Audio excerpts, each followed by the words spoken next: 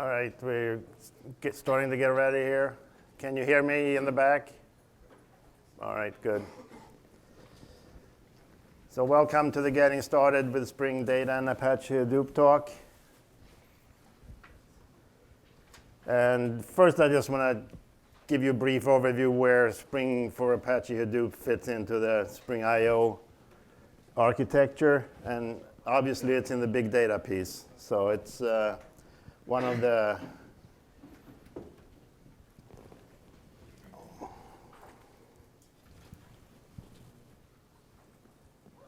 part of the I/O foundation. I haven't learned this piece yet. It's just introduced yesterday.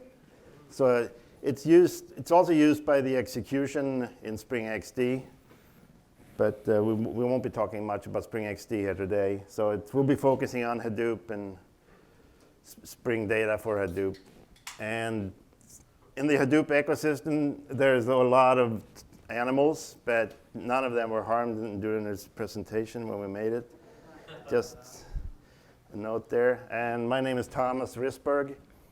I've been working on the Spring Framework project since 2003, mostly working on databases. I have roughly 20 years of experience with relational databases.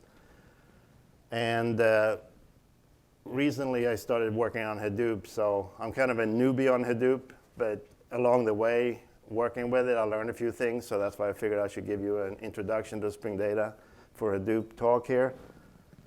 And my co-presenter is Janne.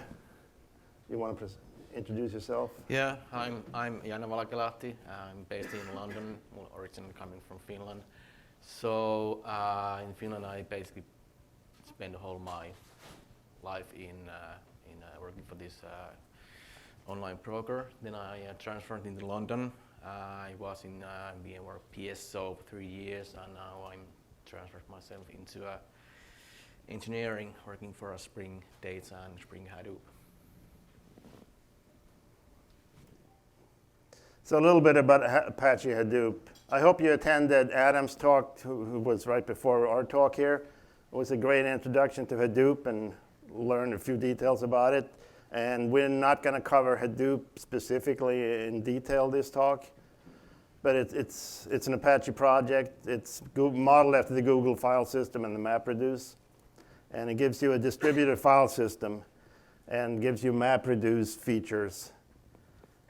And there are two versions of Hadoop. There's Hadoop 1 and Hadoop 2. With Hadoop 2, they have a general resource management called Yarn. And that's what Janne will be talking about later.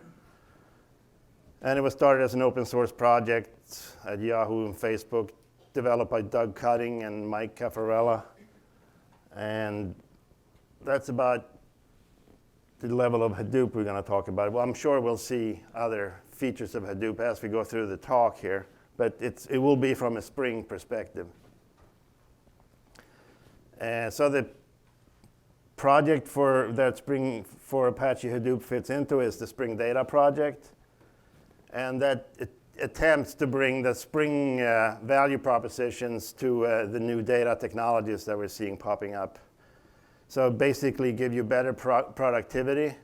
And we do that by using a consistent programming model, even though you're working with a lot of varying technologies that have their own APIs. By using Spring, you sort of abstract a layer higher, and the APIs look more similar than they would do if you just used the technology directly. So we've added a lot of support for new technologies like Hadoop, Solr, Elasticsearch, Query DSL. We also have MongoDB and other NoSQL databases. And there's several ways you can use the Spring Data APIs. There's a low-level data access APIs for if you know the JDBC template, there are templates for pretty much any data source out there. And we also have these repository support that gives you object mapping, and that can sit on top of JPA or MongoDB and some other data sources. And we also try to provide some guidance for how to best develop your data applications. And you saw in Mark Fisher's talk last night at the keynote that we're seeing so much more data being generated that it's just impossible to deal with using the technologies that existed 5 years ago, or 5 or 10 years ago. So it's really necessary to start using these new systems. Hadoop is one example of. And a couple of trends around Hadoop that I've seen is that many organizations right now might not be using it in production. A lot of people are, but a lot of people are just sort of kicking the tires and trying to figure out what to do with this technology. And one common use case is this data lake where you basically put all the data in. You don't know really what you want to do with it right now, but you think you'll be able to analyze it later on. So if you keep it, you know you have it. And Yarn is a new development in Hadoop too, and that will let you run other Java programs, not just the MapReduce, on the Hadoop cluster. So we will be taking advantage of that and run all kinds of workloads for batch or Spring XD or anything you want to custom code. And there's also lots of interest in using SQL on top of Hadoop, primarily the HDFS file system. So we have the Hive Stinger, we have Impala, we have Hawk. And we won't be looking at all these in detail today, but we'll touch on most of it. So we'll first get started. Like when I started working with Hadoop, I had no idea what I was doing. I thought it was like terribly cumbersome to get it up and running. You had to have a cluster. You had to, how many machines do you need? How do you get them all to talk to each other? You can actually run it on a laptop. So we'll show you how to get it set up just to do a quick development setup. And then we'll write some MapReduce job, see how to run it. We'll look more into the support that we provide from the Spring for Apache Hadoop project to make this writing these workloads easier. And then we'll look at the Spring Yarn project as well. So Hadoop is big. There's no doubt about it. It's a huge ecosystem with lots of different projects, weird names, mostly animal names. And I guess you just start with one and then you move on to the next one and see how far you get until you sort of give up, or you either figure it out, or hopefully you'll figure it out at some point and you pick out the pieces that you do want to use. It can be frustrating too. Like a lot of times one configuration mistake and it's like, okay. And a lot of times the error messages aren't very helpful, but hopefully by working with it you get to a point where you feel like I can handle this.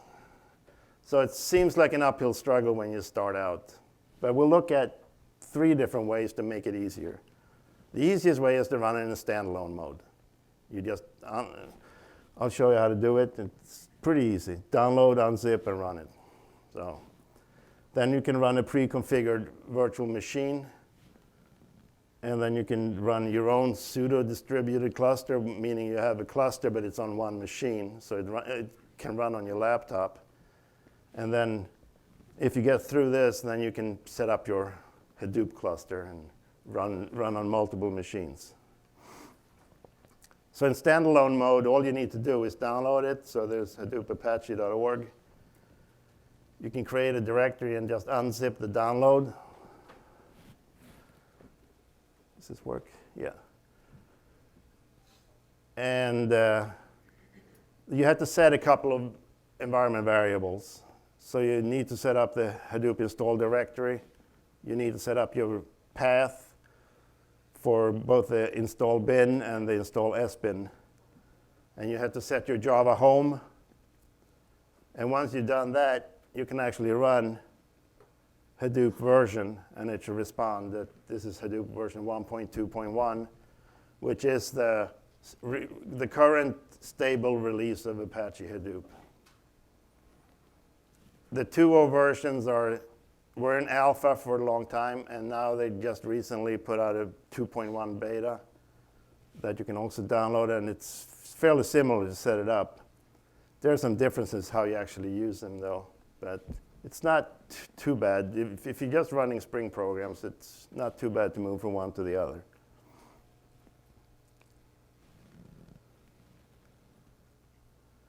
So let's take a look at what our first MapReduce job. I took the example that Adam had in his book and just modified it a little bit. So we need a mapper class, we need a reducer class, and we need a driver to drive this whole program. And so far, we're not involving Spring in this whole thing. I just want to show you what it would look like to write a MapReduce. And instead of doing the word count, I decided we do capture a lot of tweets in our examples in Spring XD. So we did capture tweets during the NBA final this spring. And in the tweets come in a JSON format. They're actually on one line, the whole document. I just formatted it so it's easy to read here. And in there, they have the hashtags stored in the entities key. So there will be a text that says NBA Finals, and if they had more than one hashtag, there will be multiple of these. So the idea is to pull out all the hashtags, count them up, and see how many hashtags do we have for each, how many of each hashtag do we see.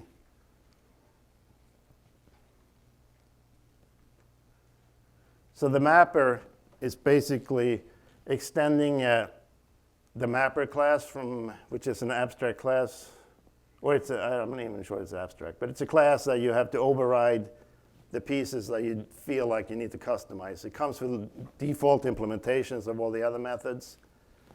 So I just decided to override the map feature here. That's all I really have to worry about. And since it's a JSON document I'm working on, I use a JSON object mapper here, which is actually, it's already in Hadoop, so I don't have to worry about any dependencies. So for this map call, it's similar to if you use JDBC, the row mapper. You get one call for each line in the text document because the input we're using is text. And you get a context where you have to put your counts back into. And you have to use the specific writable classes here. So I have a 1 for each hashtag I see. I'll just put in a count of 1 and write it into the context. So I read the value here. I pull out the entities.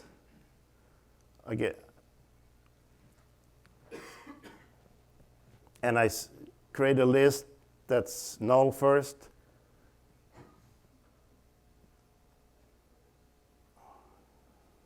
So if I have some entities in there, then I can do the next step here. Otherwise, the list, if there are no hashtags in the tweet, then there might not necessarily be something in the entities. So I have to check against that. And then if there is some entries here, I just look for the hashtags, which might not return anything either. That could also be a null value. So if the hashtag entry is not equals null, that means I got some hashtag entries. And if it's more than, if they're 1 or more, then I actually loop over those hashtags, pull out the text, and write it into the context as a new text object with a count of 1. So that's basically all my mapper is, it's necessary to have in the mapper. So this will just be a list of hashtags and count of 1. So then it's up to the reducer, which is, I didn't change this from the sample because there was a word count. So this is a hashtag count, same type of reducer logic is needed. I get the key, which in this case is the hashtag. And I get an iterable of all the ones initially. And then as we rolled it up, it'll be the sum of all the ones. So here I sum up all the values I get in, and I write it back into the context. So and then it goes through all the reducers until it's done reducing, and then we have the count for all the hashtags we actually saw. And we need a driver class to run this. So I just parse the options. I need a configuration, which is a Hadoop configuration. I just go with the default values here because I just put in, I just unzip the Hadoop distribution. I use all the defaults there, so I can use all the defaults here. And I parse out any arguments I pass in. Like I need to pass in the location of the file and the location of the output. And if I get something that's not a Hadoop option, which this generic options parser would pull out and add into the context, then I just write out an error message. So we assume that we got the input file and the output location specified. That generic options parser, is that a Hadoop class? Yes. Yeah, I didn't write that. So it's not part of Spring. It's got to be part of Hadoop.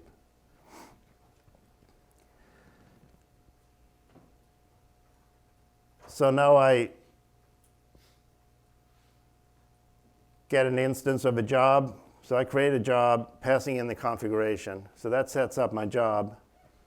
Now I have to set up what jar class I'm running. So it can do the dependencies resolution from there. I specify my input format, which is a path to my the first argument. I set out the output path. I set the mapper class to be my tweet count mapper. I set the reducer to be the int sum reducer. And I set the output key and the output value to what types we're actually producing. And then I can run this job, wait for the completion, and I display the exit code, 0 or 1, depending on whether it completed OK or not. So this wait for completion will actually do the hard work. It will submit it to the cluster. In this case, it will run it on my local machine. And since I'm running locally, it won't be using HDFS. It just writes and reads from my local file system. So that's the default in the Hadoop configurations. So in order to build this, I need to put out a POM file. So I use Hadoop 1.21. And all I need is the Hadoop core library.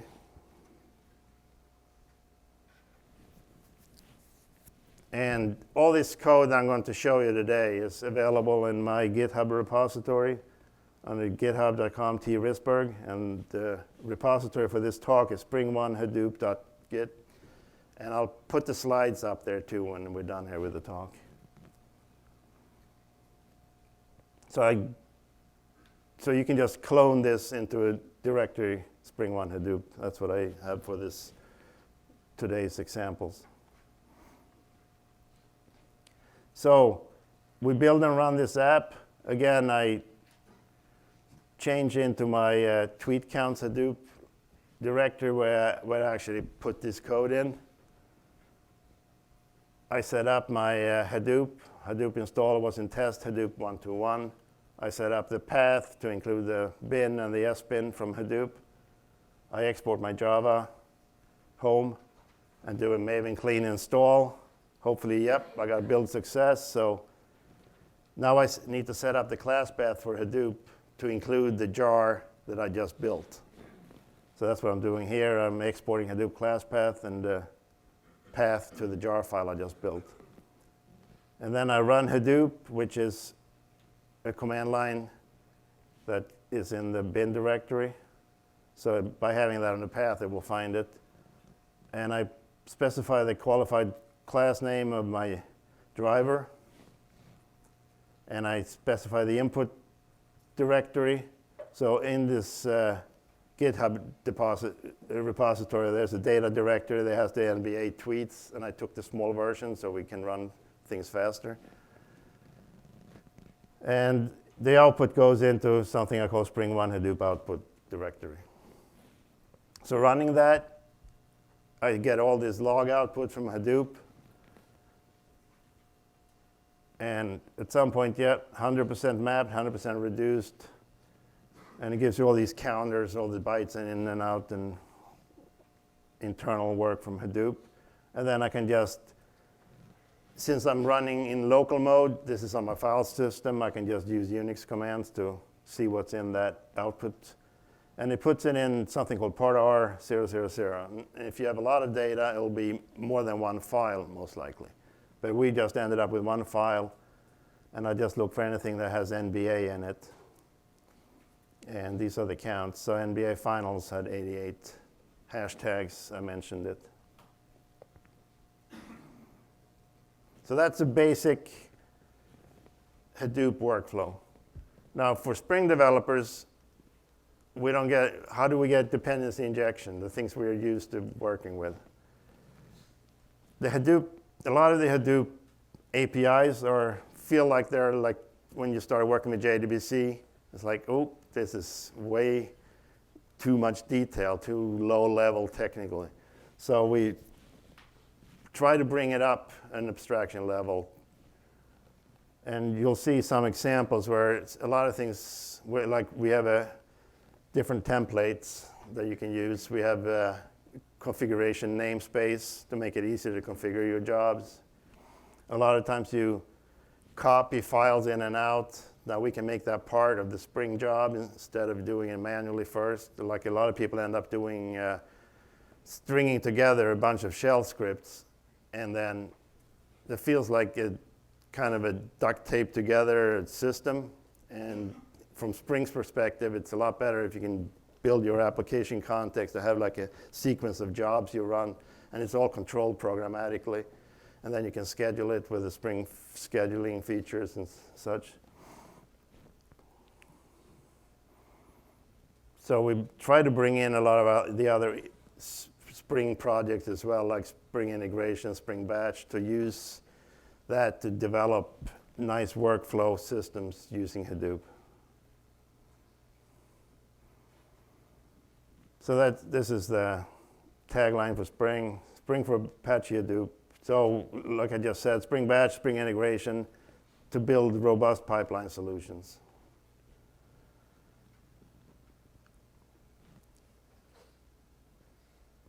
And we saw in Adam's talk that he had an architecture diagram where he listed out all the different projects that he wanted to use for his architecture. He had Scoop, he had Hive, he had Flume, and they all have different APIs, different ways of being configured. It can be cumbersome to keep all that in check. So what we're trying to do in Spring for Apache Hadoop is to have a consistent configuration model.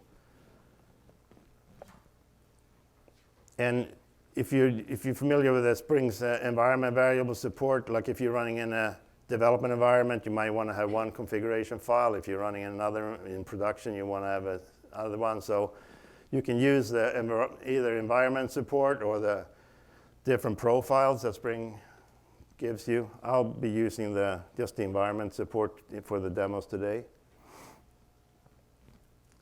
So the point is we're trying to raise the developer productivity to create well-formed application and not just spaghetti scripts. And we're trying to simplify HDFS and FS, which is, there's a file system shell API that Hadoop provides, so we have abstractions on top of that. We have classes where you can run MapReduce, Pig, Hive, and cascading jobs. And we have template classes for the Pig, Hive, and HPace. And how are we doing on time?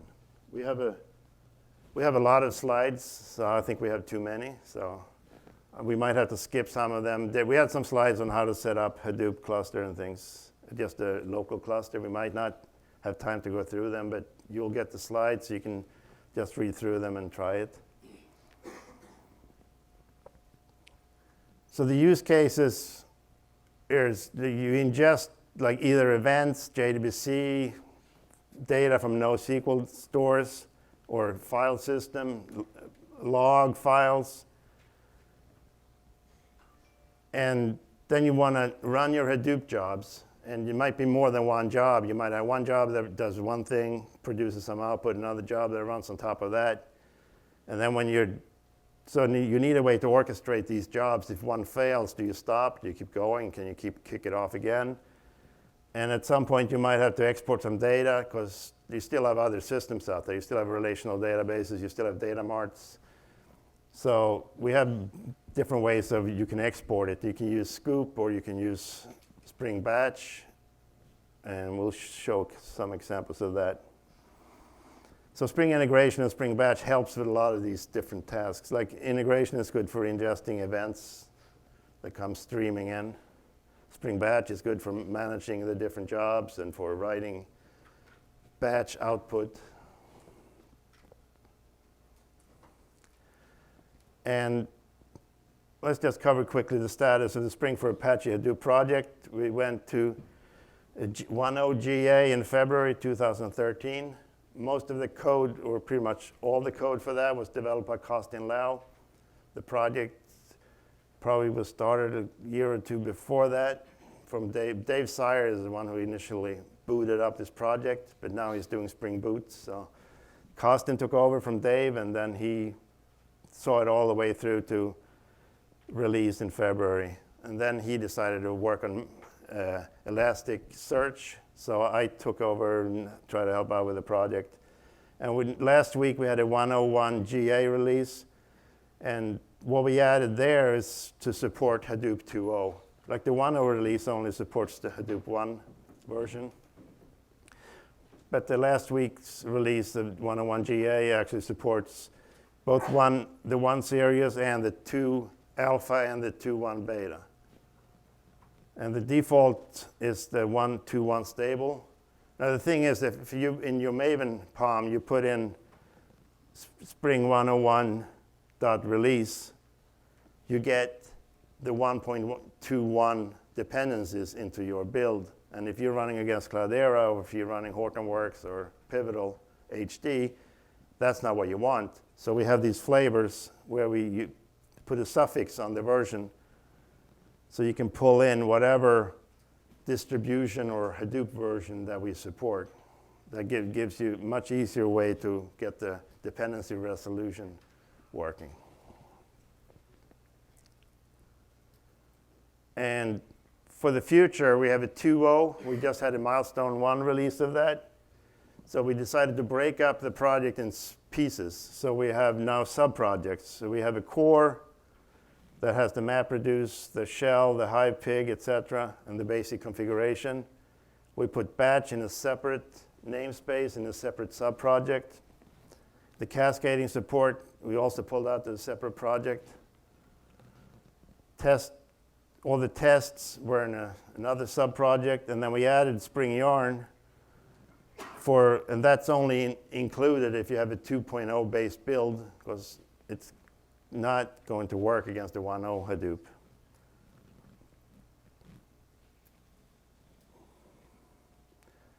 So for core and batch, you're running MapReduce jobs. You can do HDFS shell scripting. You can run pig and Hive scripts. Oops. The configuration is there. And you can configure batch jobs with Spring Batch. And all these examples are on the project that I just told you about earlier, and my GitHub repo. And they're all built against Spring Data Hadoop 1.01 release and using a 1.21 version of Hadoop. We won't have time to go through all of them, so I'm going to jump to the more interesting ones. And then I'll hand over to Janne so he can do his yarn presentation, which is the new stuff that we're really excited about. And then if we have time, I'll go through another example, or I can show how to put up a pseudo cluster on your laptop.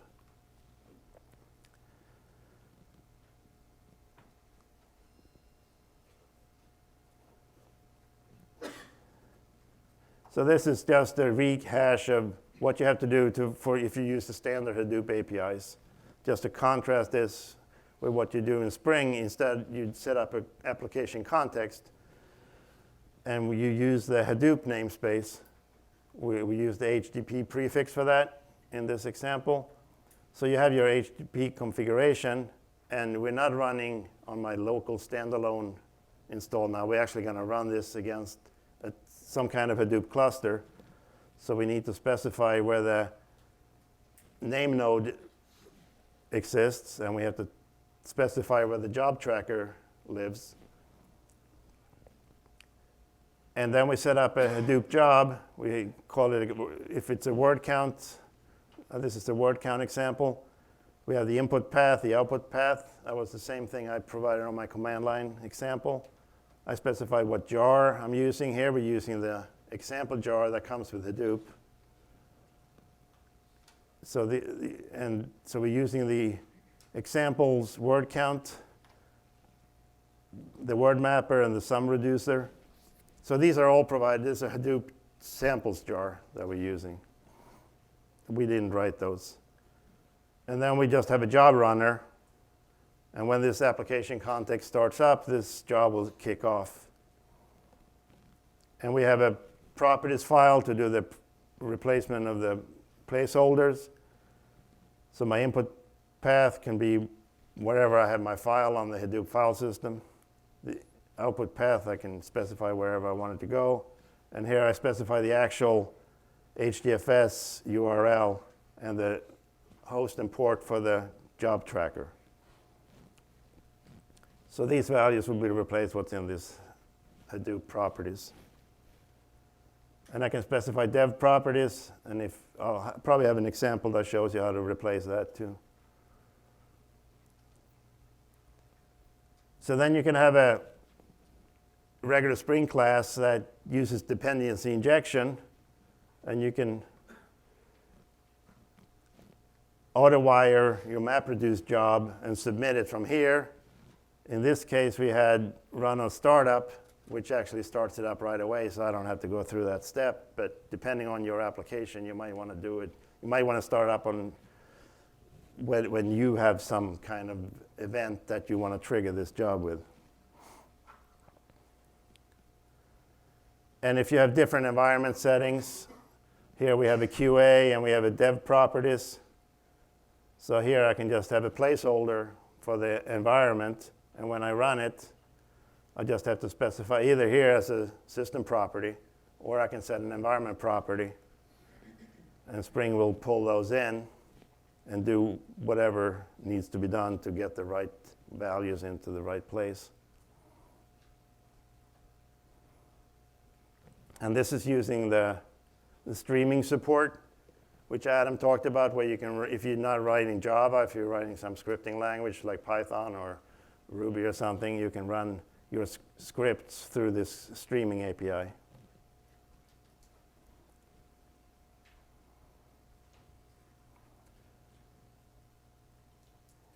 And HDFS is, you can access it through the Hadoop command line tool, but they also have an API, so you can write your Java code and go against the Hadoop file system.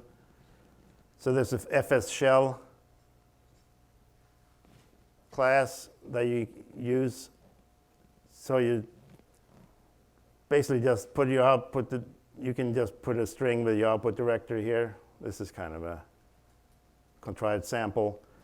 But then you can test for the output directory, and if it exists, you can remove it, because whenever you run Hadoop jobs and the output already exists, it will fail. So every time you're running a Hadoop job, you have to delete the output directory, run it, look at it. You want to run it again, but you have to delete the directory.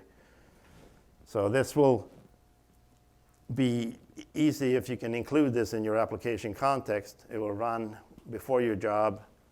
You don't have to do it manually. You don't have to forget. 90% of the time I forget to do it, so this is great help.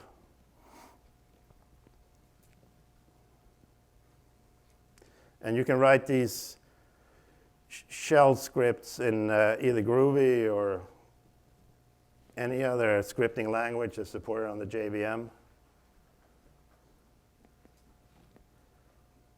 So here's a script that I run on before I see if do I have the input directory If not, I create it, I copy the file from my local disk into a Hadoop file system. I change the access to it, and then I can check for the output directory and remove it if it's there. So this is kind of a boilerplate type of script I use a lot.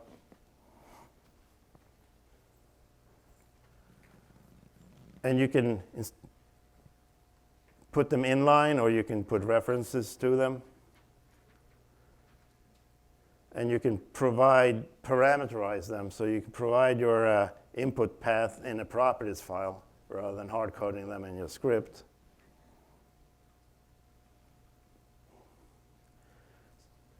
So we have a job runner that has a pre-action, which is could be the setup script that we looked at earlier that copies the file, deletes the output, runs the job, and then you can have a teardown script afterwards.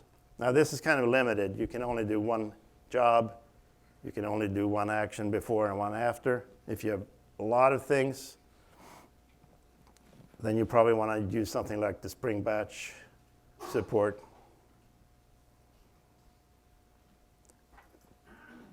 And same as for running a job, we have classes that support running Hive and Pig jobs.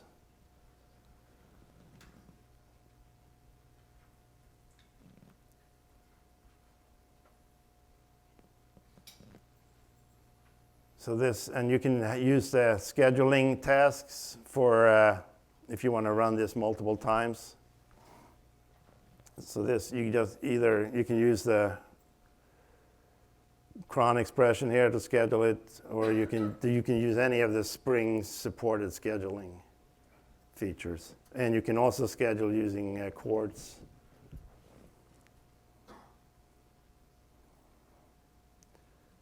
So let's just take a quick look what the MapReduce job would look like.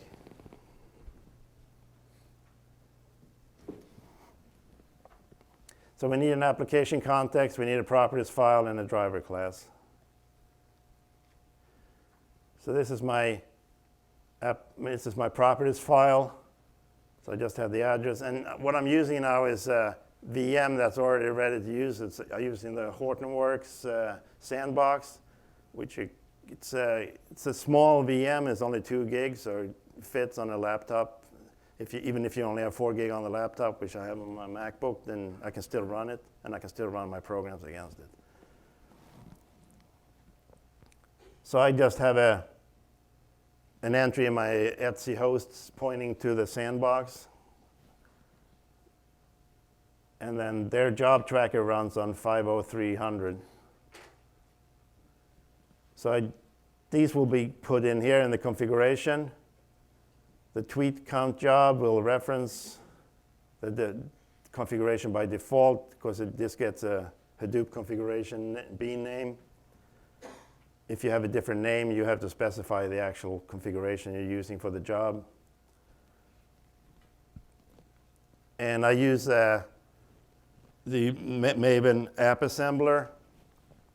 So that gives me an app repo environment variable that I can pull in to actually load up the tweet counts Hadoop jar that I built earlier. And then I specify the tweet count mapper. Now these classes are the same I used for the previous example that I did with just plain Hadoop. So I didn't rewrite any of that. This is just a different way of configuring it, different way of running it. I have my setup script, and I pass in the parameters for the script. So the script knows where to delete the file, where to copy the file. And then I run my job, and I just run in a startup. So I don't worry about scheduling it for this. I do need a driver class, though. And it's a lot simpler than the Apache Hadoop one, because it just loads up data or information from the application context and figures out what the output types are. But I do need to load the context, and then I just basically just ready to start shutdown hook. And I actually should probably close it after I'm done here. So most of the configuration goes in the application context rather than in your driver class. I need a POM to build it, so I need to use the Spring Hadoop 101 release. And I do, so the dependency is Spring Data Hadoop. I just need to add the Spring Context support, because otherwise I will get the wrong version of that class. Yes? I have a question. How do you run your example? Like, I tried a couple times running Spring data examples, and this required you to compile application and run it localhost on your Hadoop machine. Okay. Well, that's why you have specify the properties here. This point. Even with properties, you get insufficient access. On the file system, on the Hadoop file system, you might have to change your access rights over there because it will run with your local user. So if you don't have access on that system with that user, you might not. So you need to give yourself access on the file system on the Hadoop cluster.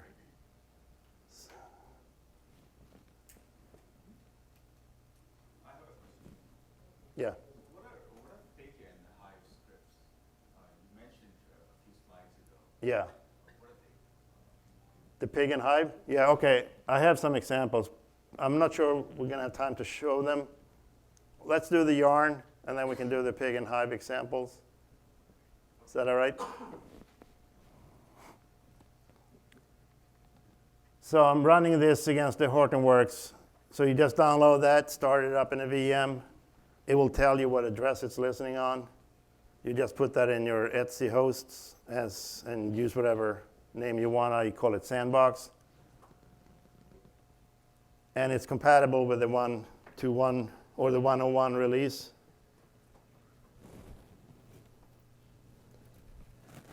Just see if we can run this.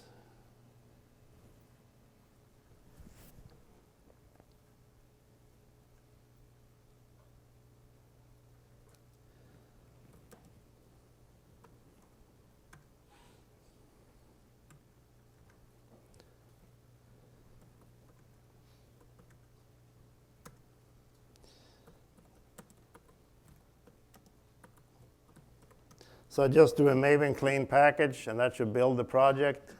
And I already built the other sample project that we used for the first word count. So that's being pulled out of my Maven local repository, because I need that jar file to run it on the cluster. And since I have the app assembler in here, I should get it. In the target, there should be an app assembler directory with a bin. Should be tweet counts. Probably need to run it in its own shell. That wasn't the right name. That's better. So now it's loading up my application context. It complains it can't load some native Hadoop library. That's all right. And now it starts running the MapReduce job. So it's all handled by the app assembler. It takes all the dependency jars, puts them in the lib directory, puts a startup script in the bin directory.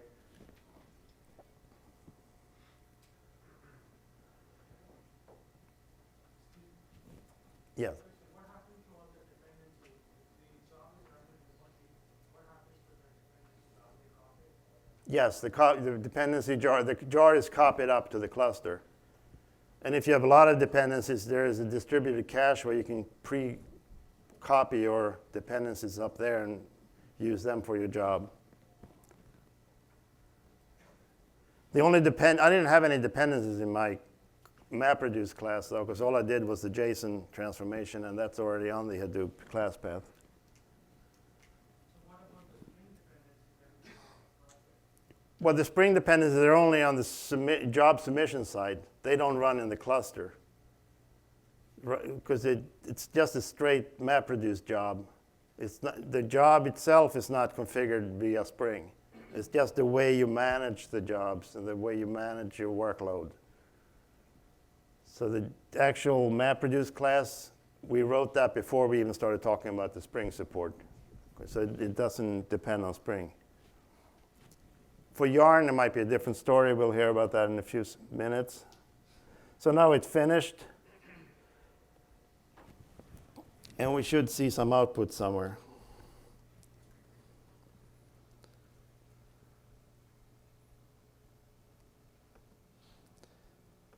So the Sandbox comes with a little file browser to make it easy to find your stuff. I put it in tweets. And the results should be here. So here are my MapReduce results with all the hashtags and the counts. How large was the input? That's 100, I don't know. It's not a whole lot, but it's, I forget, I have to look.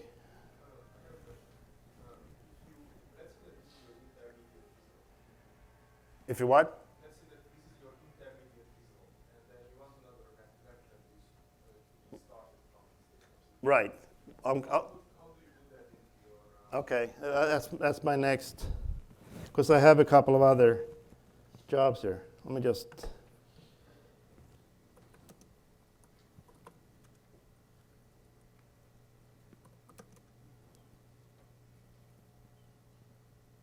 So is that 14 meg? So it's not a huge file. And I have a much bigger one, but then we'd still be waiting.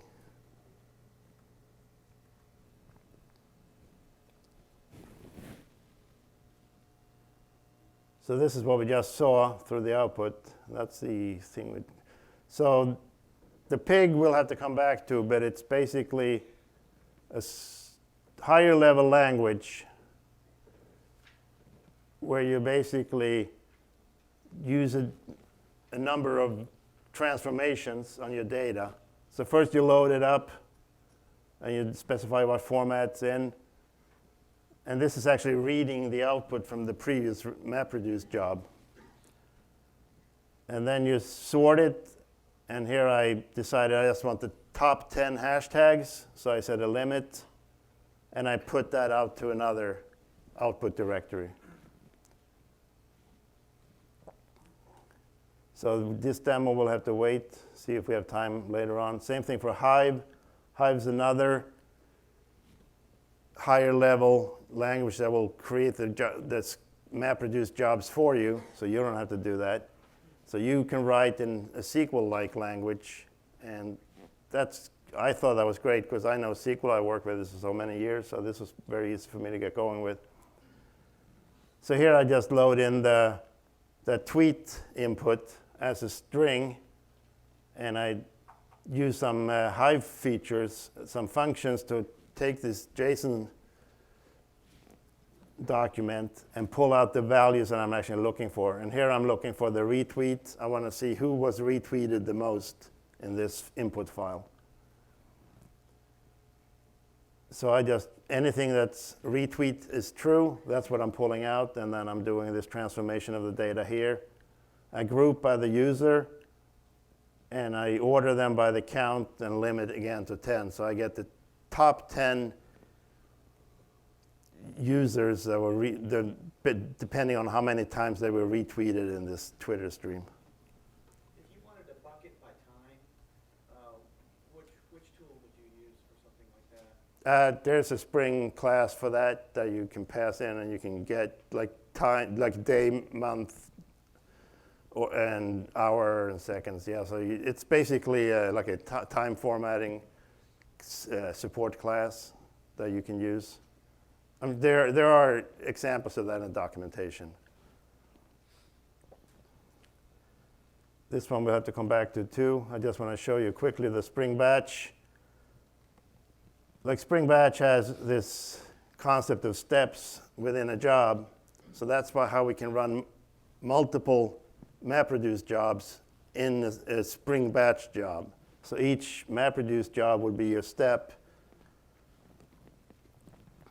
And this all based on Job Launcher. And unfortunately, we don't have time to go in detail in the Spring Batch features. but I can show you an example of what it would look like. So this is a batch configuration. So here I have 3 jobs. The first job was counting the hashtags. Second job was my pig script that pulled out the top 10 hashtags. So the first one is the hashtag counter. Then the second step here is the top 10 tasklet. And then we have the other one that are called the influencers, who is actually was the Hive script that was counting the top retweets. And in batch, they have a concept of parallel processing. So I can run my hashtags in the top 10 there as one stream, and then have the influencers run as a separate stream. So they can run in parallel, and once that's done, I add an export step to put this data into an SQL database.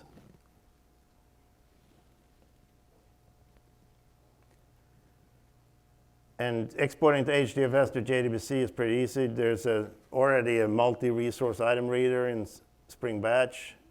Combine that with a flat file item reader, because in your output directory there could be multiple files. So you need to be able to handle that. That's what the multi-resource item reader is.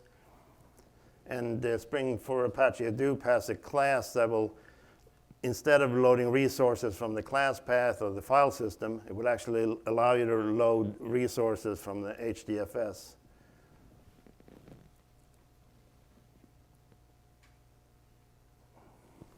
How are we doing on time? We're getting there, huh? So let's move on, and let me just mention quickly the relationship between the Spring projects. We have Spring Batch, Spring for Apache Hadoop uses Spring Batch a lot for a lot of these workflows. Spring Integration for ingesting events, uses Spring Data for loading and exporting data from NoSQL databases, JDBC. And it uses the Spring Framework for messaging, scheduling, and web things. So it's a lot of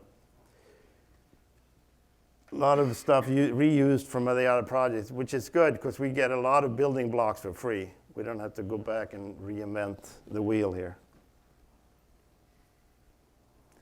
And if you're interested in the Spring XD, which was Mark demoed last night, this is a good presentation to not miss today, 2:30.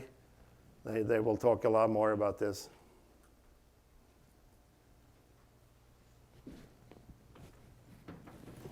So let me hand over to Janne.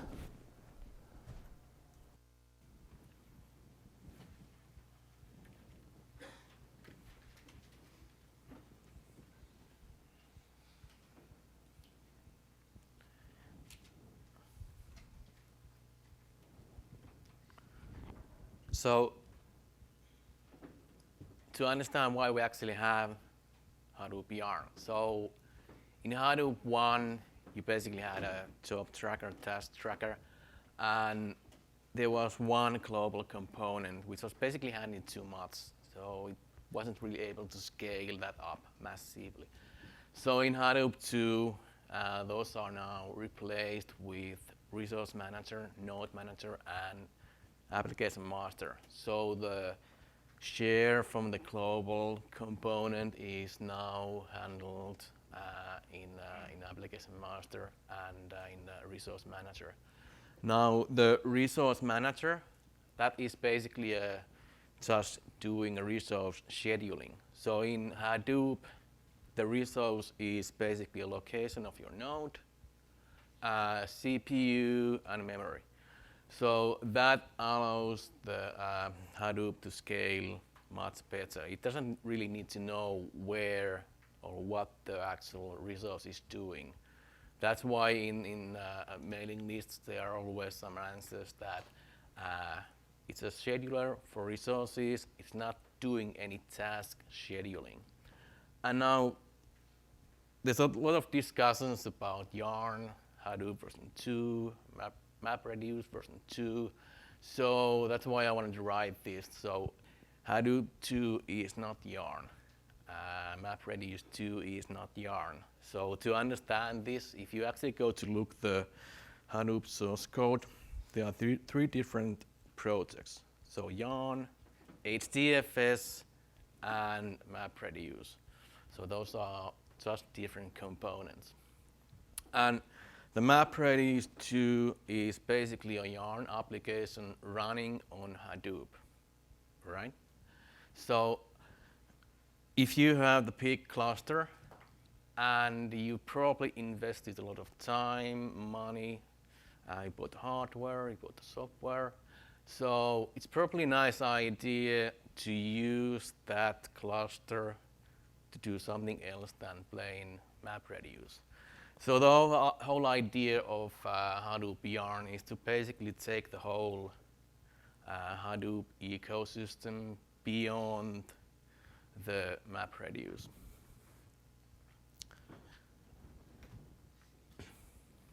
So this is now a high-level diagram of one application running on Yarn. So you basically have the global resource manager, and then with every single node in your cluster, you have the node manager, which is basically responsible of handling all the containers in those nodes. And in terms of container, so if you look that from your operating system point of view, it's basically just a simple process.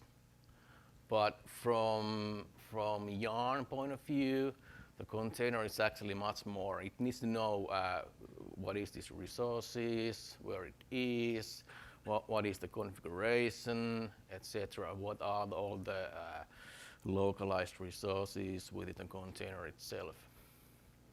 And then you have the client. So this is basically you. So it's used to talk to a resource manager. It's basically handling the life cycle of your application. So you do the normal actions like submitting applications, listing applications, and killing your applications. And usually, if you have any kind of RPC interface in the application master, then from the client you would also communicate with your application master. So application master is also just a simple container. So it's just a special type of container. So the Yarn actually needs to know that this specific application master is doing more than just a simple container.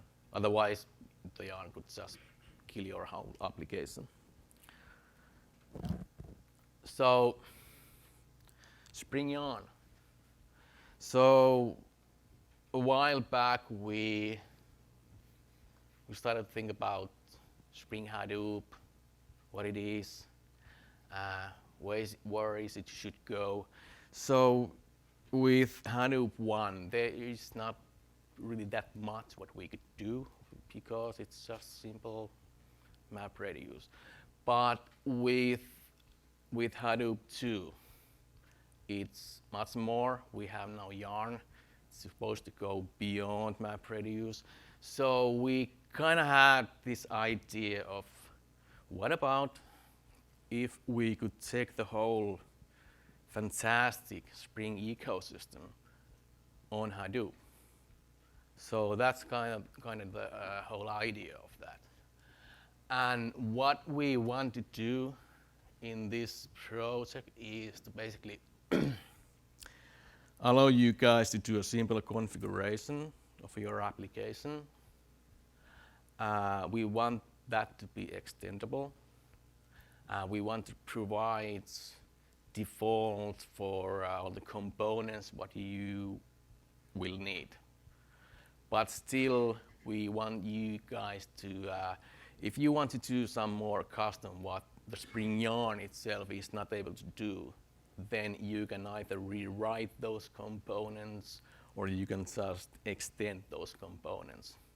So for something simple, you may not even need to write any code, you just do the configuration. There are few main concepts doing a Spring Yarn application. So the first one is,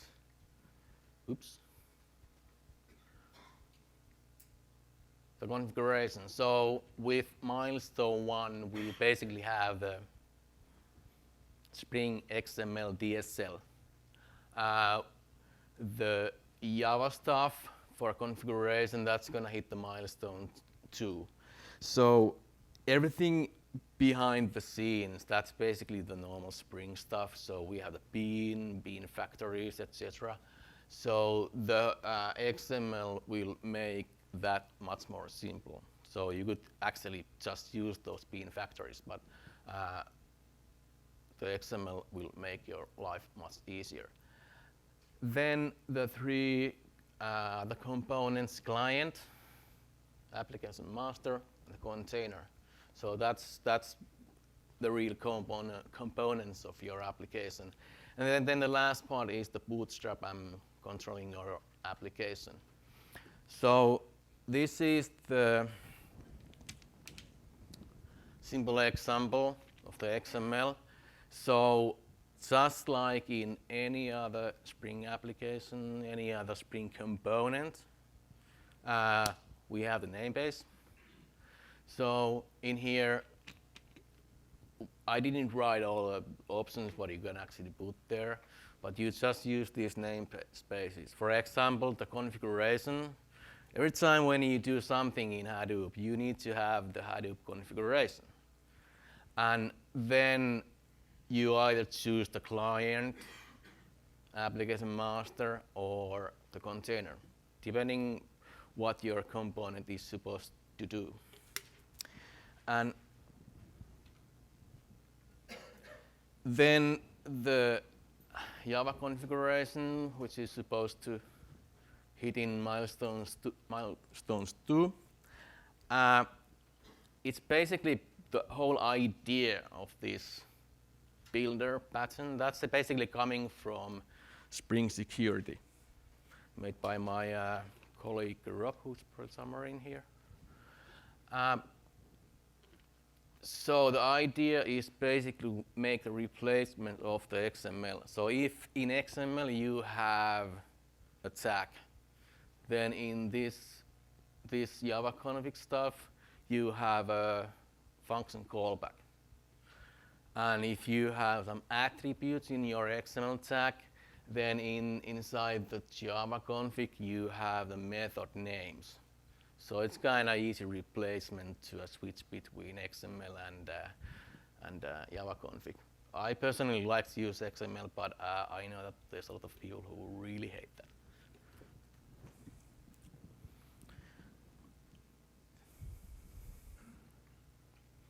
Then the client.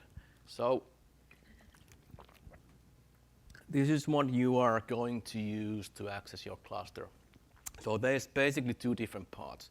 The first part is to do all those managerial actions like submitting applications, killing your applications. And the client is actually responsible for defining the launch context of your application master. So what is the launch context? That basically defines everything what Hadoop Yarn needs to know to fire up your application master. It contains the configuration, the native commands to actually start the process, all the environment variables, and then the interesting part is the libraries. So that's basically the localization process, where you can actually transfer all your application files into the container itself. And usually those files are basically physically copied from the HDFS to your local file system. So it gives Yarn a chance to do some level of isolation of your application. Then the application master. So this is the brain of your application. It handles the whole life cycle. It can make decisions like killing itself. It's responsible for telling resource manager that I'm alright, I'm now about to finish. When I finish, I'm done, I'm alright. And it's also responsible for launching all those containers. In the same way, it's going to define the launch context for the containers.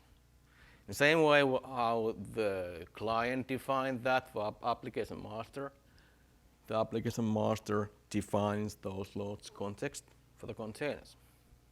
So it's quite simple. Then the last thing, the actual containers. So when you get here, this is all where the funny stuff is going to happen. So all the heavy lifting is done here. And basically the most simple use case is to run something and exit. That's the way how things usually work in Hadoop Yarn. However, most of the time that's basically not enough. So if you just exit, that's then the only way to pass any information back to your resource manager or application master is the exit code from your application, from your container.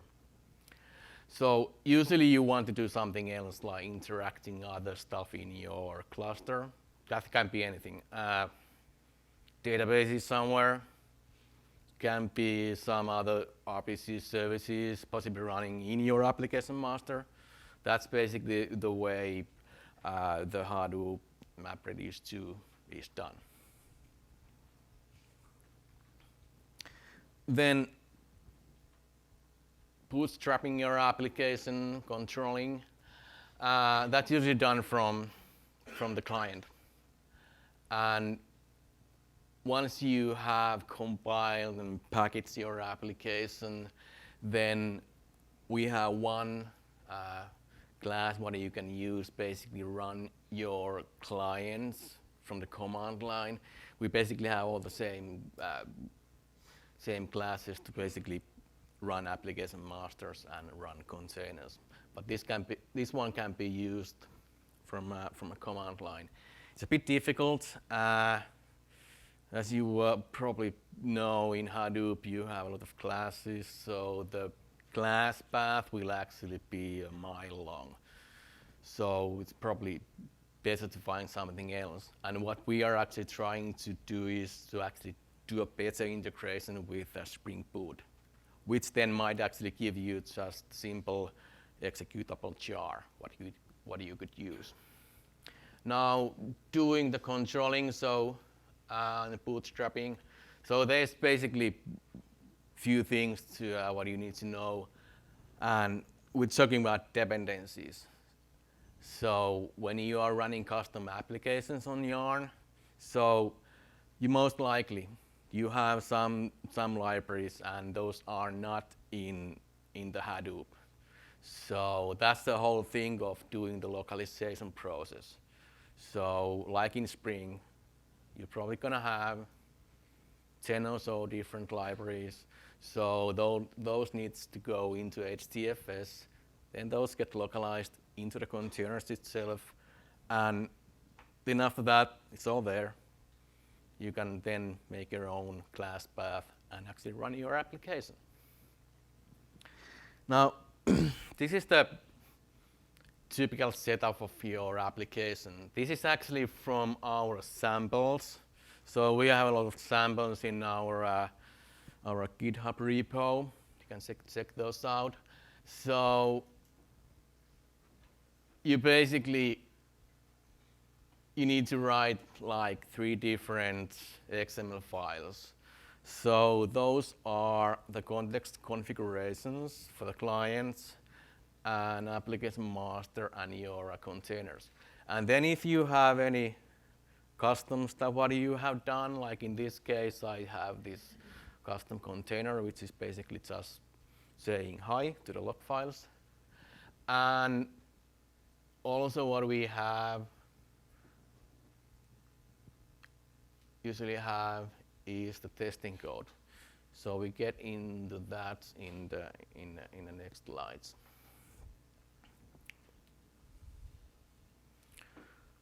Do we have time for demo? I think so.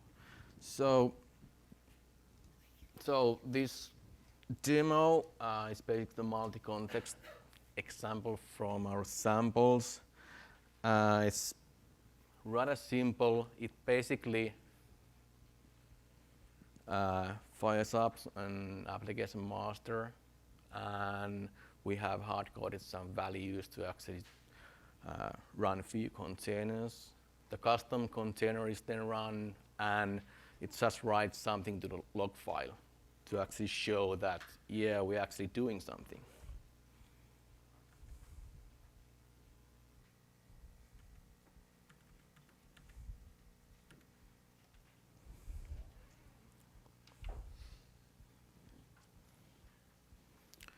So we don't have any in under Hadoop, so all those application log files goes, well, on default under user logs.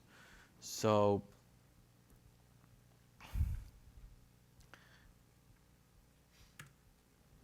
now in our samples, we are basically running these from Gradle.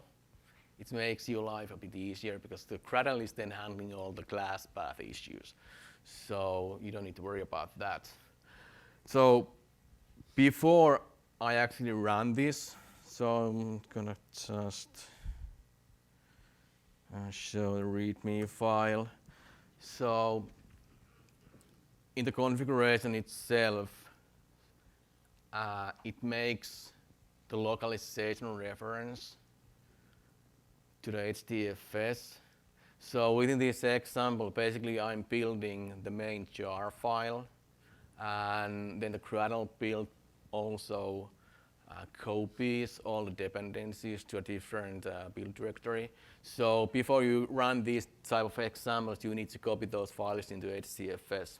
And then from the configuration, that's actually then handled within the Spring-yrn itself. So let's see, did we actually got something?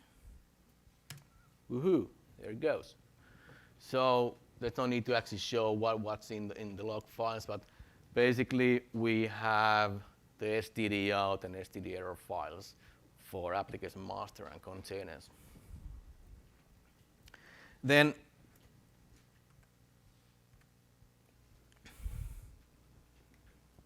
testing. So this is always a bit difficult in Hadoop. So if you ever try to test your MapReduce jobs, it's kind of difficult. You try to do some sort of isolation of your tests, maybe do some mocking, but in Yarn, so we really need to have some kind of cluster somewhere. So testing in Yarn applications, it's more like doing integration testing. And in Hadoop itself, they have this concept what they call a mini cluster. So mini cluster is a simple Hadoop environment where the components from HDFS and Yarn, they are basically run within the same JVM. And the Hadoop itself is handling all the stuff around that. So for example, you'll get the plain empty HDFS. It's choosing all the ports for you, so you can actually run multiple mini clusters within the same node.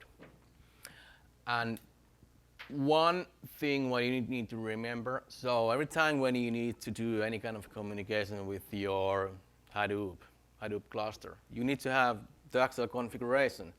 So where do you get that? So you need to write the configuration, but you don't even know what those addresses are. So that's a kind of catch-22. So what we do in Spring-yrn. So we have our own extension on top of Spring Test. So basically, we have this new animation mini-yrn cluster, which is then used together with the Spring Test context configuration. So when Spring Yarn test is actually running your test classes, it's seeing that, there's this mini-yrn cluster animation. So it actually does the whole mini cluster setup for you. And before the application context is actually run, it will get the yarn configuration from your cluster, and it will automatically inject that configuration into your application context. All right? So now you are done. So everything what happens after that is basically exactly the same what you would do in your real application. Then we have the one base class, what are you going to use? So that kind of helps you to get the access to your Hadoop HDFS file system. It allows you to do easy submits of your application. And then when you do the tests, you basically need to wait the states of your application. So usually, when you do that, you need to wait, for example, that your application is done, finished. So the context configuration for your client, so you can see where is my config. So you don't need to use that because the testing classes from Spring Yarn, that is done automatically. Then the configuration is then needed from the client and all the other stuff. So it's already present in your application context.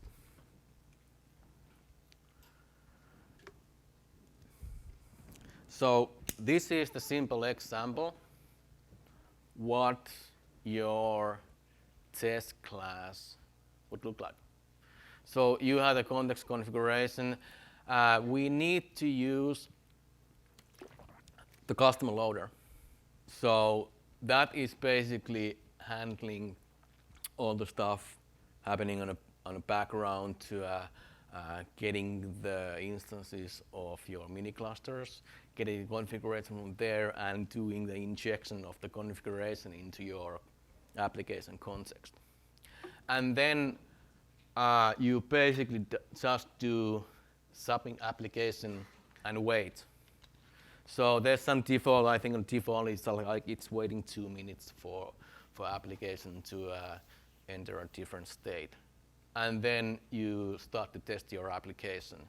So that's the most simplest one. In reality, you should probably check the output from your application. If it's doing something into HDFS, you could check those files. Or most likely, this is something what I'm doing in my sample. So I'm actually getting the application log files, checking that I know that if the application is successful, the container should actually write something specific into those log files, so you get easy access to check that that things are actually all right. So then, a few custom topics. So this is something what you probably will do in real life.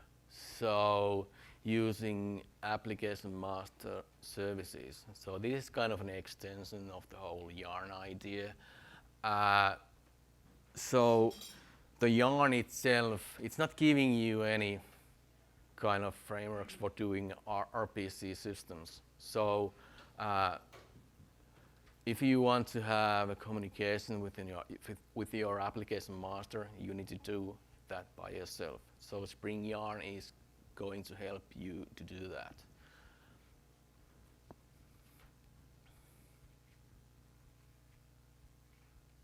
Then this is something what you would do in your custom application. So, for example, if you need to access the data from HDFS, so if you have a big cluster, so most likely you want to place your container near the physical location of your data. So this is real difficult to do in Yarn. I won't even get into the details, but I've had some of those moments with this one. So it's quite difficult to actually get those nodes to be on those nodes where you want your container to be run. So the Spring Yarn will make this much easier. Then the traditional way to use Spring Batch and Spring Hadoop together, that was like running MapReduce jobs from Spring Batch. With Spring Yarn, we can actually do something totally different. So in Spring Batch, there's already this concept of SPI, so it understands on some level that how those steps are actually executed on a remote node. So, but however, there are no default implementation in Spring Batch to actually do any of that. So Spring Yarn is now adding SPI implementation to actually execute all those steps on Hadoop Yarn. So the way this is now done is that the main Spring Batch job is executed on an application master. And if the job configuration contains what they call in Spring Batch partitioned steps, then all those partitioned steps can be spread out to your Hadoop cluster. So we have 3 different examples in our samples repo how you can actually use Spring Batch. But one nice example is, I think it was batch files examples, is, for example, if you have a huge file in HDFS, say 10 gigabytes, and then, for example, if your HDFS block size is, say, 500 megabytes, so basically then you should have like 20 blocks. Then the Spring Batch, if its job is to process that one file, it can actually fire up 20 different partition steps, and all those steps are actually executed on the different nodes. And Spring Yarn will actually try to handle that the specific step which is supposed to handle the specific physical block, it goes into the same node where that physical block is located. So this is exactly the same concept how MapReduce tasks are trying to place the task on the same node where the actual HDFS data block is placed. And that's pretty much it. Do you want to? You want to go over the future? There's one more slide. Ooh, yeah. I threw it in. So there's probably going to be, milestones 2, 3. Do we go to QA after that? We don't yet know. We don't know. So one big stuff, the Java config stuff is going to be in milestone 2. Then there's been major changes between Hadoop 2.0 and 2.1. So they basically changed everything. So the internal Hadoop Yarn APIs, those are completely changed. So we still don't know how we are going to handle all the dependencies between each of those distributions, what we are going to support. But you're going to see some changes in Spring Yarn with this stuff when we actually are able to support the 2.1. Potential extensions, what we are going to add into Spring Yarn is the thrift. That's basically the way you should do the RPC communication. That thrift, well, the protocol buffer is the one, but thrift is one of those which is really easy to use. Heartbeating, that's one concept of to actually know if your application containers are up and running. And then the last one, what we're planning to add is the concept of container grid and container groups. So this is kind of, usually you need to tell to the application that fire up like 10 nodes. And this concept is like, you should be able to separate those containers into different groups, and then the application master could automatically, if some of those nodes dies, it could kind of rebalance the whole cluster automatically. So those are kind of ideas what we are trying to do in the future. Great. Great, thanks, Janne. And we don't have a whole lot of time left. Let me just show you the project links. So the source code is up on GitHub, and they're now under Spring Project / Spring Hadoop. The samples are on GitHub too. We have a Spring Hadoop samples that has been revamped. We have an old sample project that we're copying stuff over to use the latest feature in the 101. And also the Yarn examples are in the new Spring Hadoop samples project. And as I know we've thrown a lot of information at you, and we're working on putting together more sample code. So that's where that will end up. And there's links and things on the project's side. There's a book, Spring Data. It has 2 chapters on the Spring Data for Hadoop support. It'll get very good to get you going.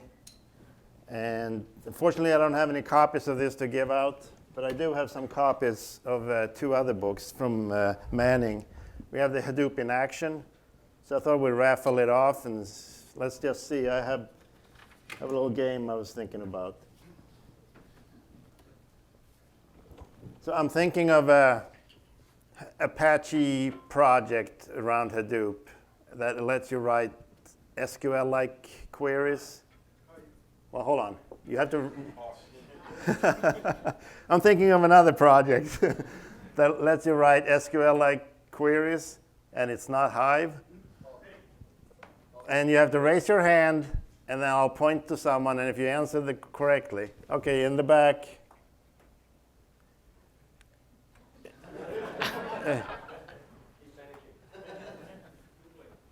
You want to pass? Hawk? Yeah, okay, that does SQL queries. So you got 1 copy. And we have another one. So Hadoop in practice.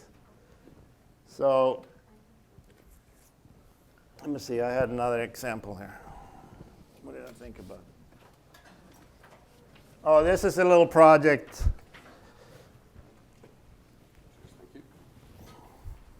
Hadoop in practice. This project lets you take data from a relation database and write it to Hadoop, or green shirt, yep, Scoop.